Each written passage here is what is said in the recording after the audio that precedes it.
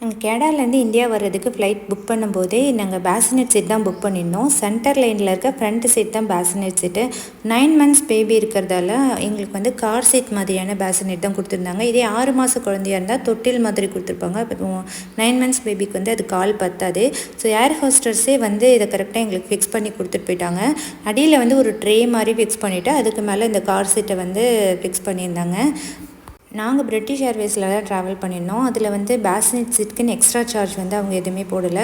Travel timing பார்த்திங்கன்னா first flight வந்து 6 hours, அதுக்கப்புறம் செகண்ட் ஃப்ளைட் வந்து 10 ஹவர்ஸ் ஆகும். ஸோ நம்ம மொத்த ட்ராவல்லையுமே வந்து குழந்தைய கையிலே வச்சுட்ருக்க முடியாது. அவங்களாலுமே அது கம்ஃபர்டபுளாக தூங்க முடியாது. இந்த மாதிரி அவங்க குழந்தை தூங்கினதுக்கப்புறம் நம்ம பேசினெட்டில் போட்டுட்டா அவங்களும் கொஞ்சம் கம்ஃபர்டபுளாக தூங்குவாங்க. நமக்கும் ரொம்ப நேரம் கையில் வச்சுட்ருக்க வேண்டிய கஷ்டம் இருக்காது. அது இல்லாமல் கொஞ்சம் ஏற்கனவே கார் சீட்டில் தூங்கி பழகிட்டதால் இது வந்து அவங்களுக்கு ஈஸியாகவே இருந்துச்சு. எங்களுக்கும் ரொம்ப ட்ராவல் ஸ்மூத்தாக இருந்துச்சு.